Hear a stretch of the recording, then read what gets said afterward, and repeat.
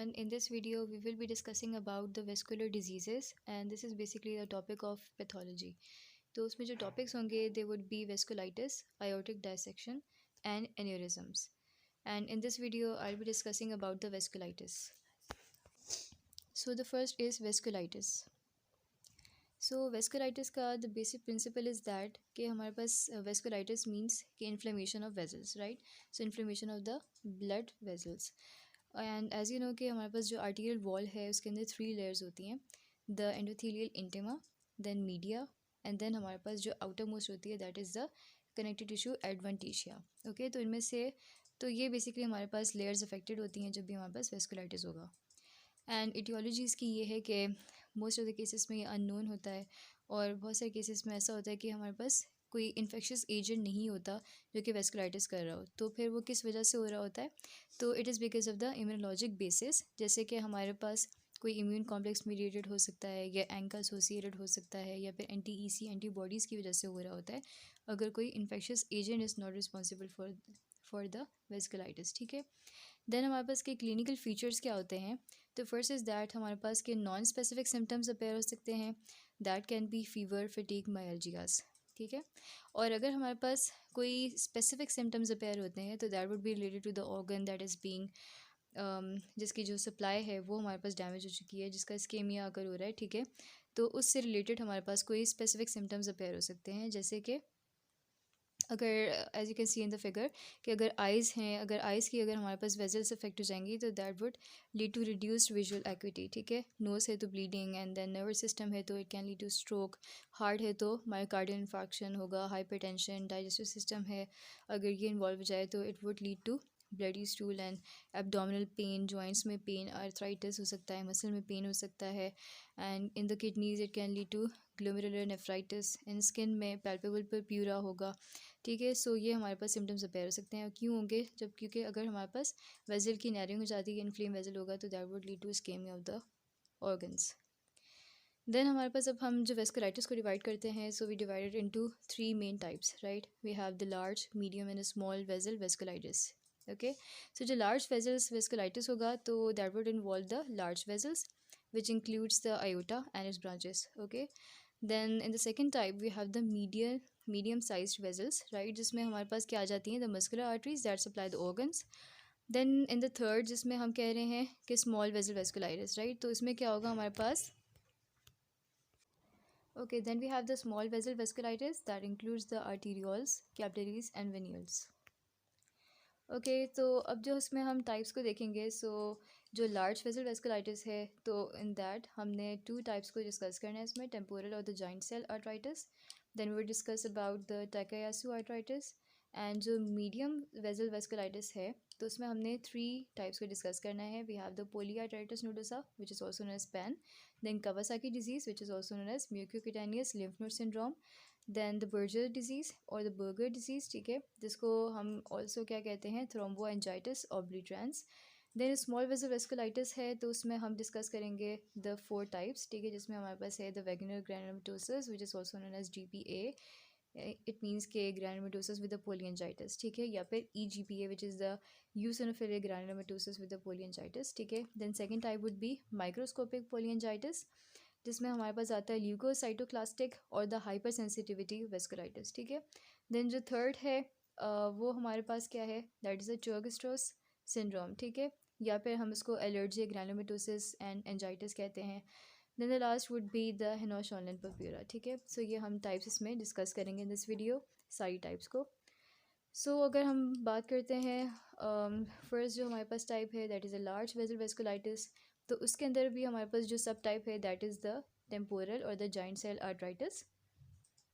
सो अब इसमें हमारे पास क्या होता है कि एक्चुअली ये है हमारे पास दोनों ही, इसमें लार्ज वेसल वेस्कुलाइटिस में जो दोनों टाइप्स है हमारे पास टेम्पोरल एंड द टाकायासु, दोनों हमारे पास ग्रैनुलोमेटस वेस्कुलाइटिस होती हैं. ठीक है, सो यहाँ पे लिखा हुआ है कि ग्रैनुलोमेटस वेस्कुलाइटिस है ये. ठीक है, एंड ये हमारे पास इन्वॉल्व करती है the branches of the carotid arteries को. ओके, देन ये हमारे पास मोस्ट कॉमन होती है जो ओल्डर एडल्ट होते हैं 50 से ज़्यादा जिनकी एज है, तो उनको ये अफेक्ट करती है and usually affects the females. ठीक है, फिर इसके बाद अब इसमें जो प्रेजेंटिंग कंप्लेन क्या होती है पेशेंट की कि उनको हेडेक होता है, ठीक है, because of the involvement of the temporal artery. Then अगर ऑप्थेल्मिक आर्टरी इन्वॉल्व होती है तो that would lead to the visual disturbances and then it can also lead to jaw claudication. और फ्लू लाइक सिम्टम्स भी अगर होते हैं हमारे पास जॉइंट एंड मसल पेन के साथ होंगे, that is the polymyalgia rheumatica, ठीक है। फिर इसके बाद इसमें जो होता है बेसिकली लैब डायग्नोसिस में ये है कि ई सी आर जो होता है, ई एस आर हमारे पास वो एलिवेटेड होता है, ठीक है।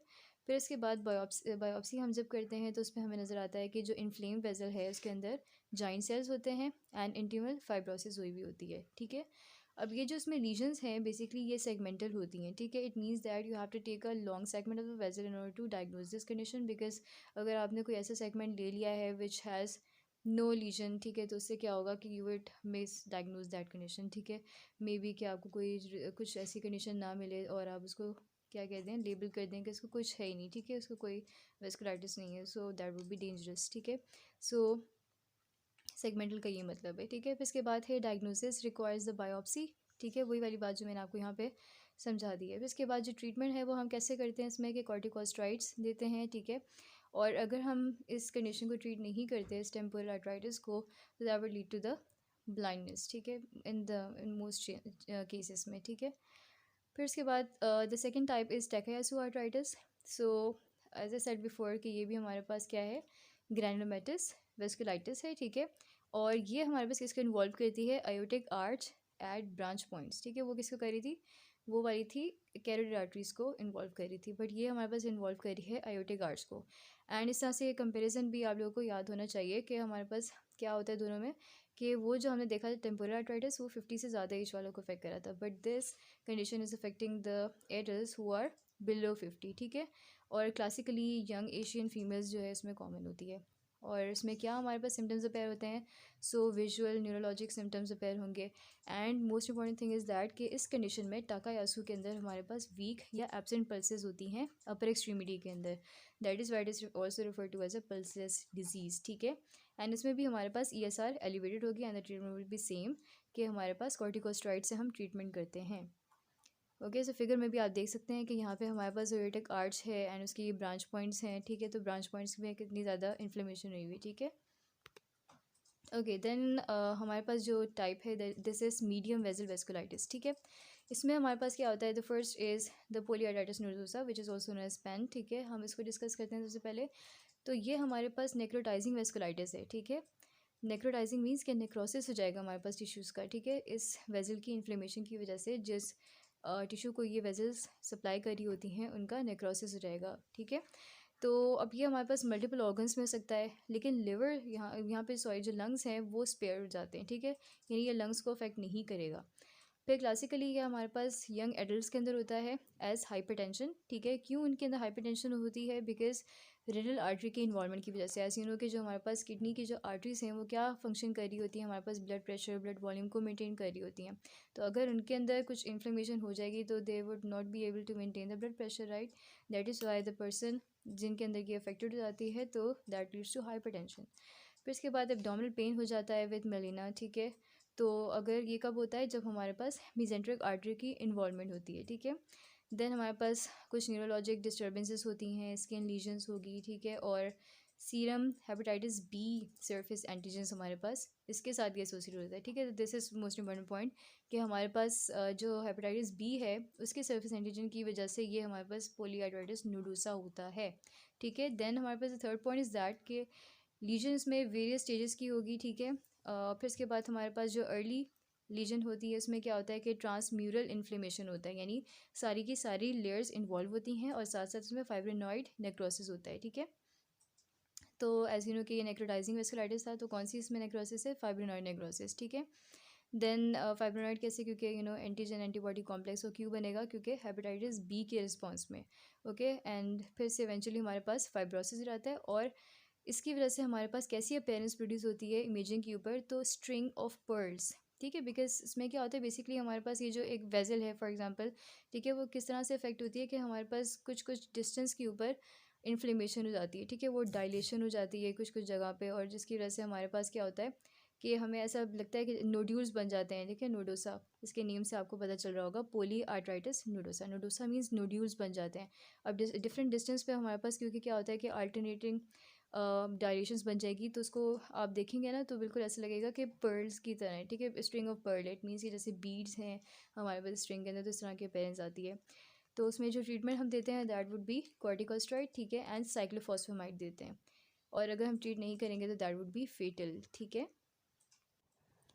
ओके, सो यहाँ पे हमारे पास हो गया pan, and then next is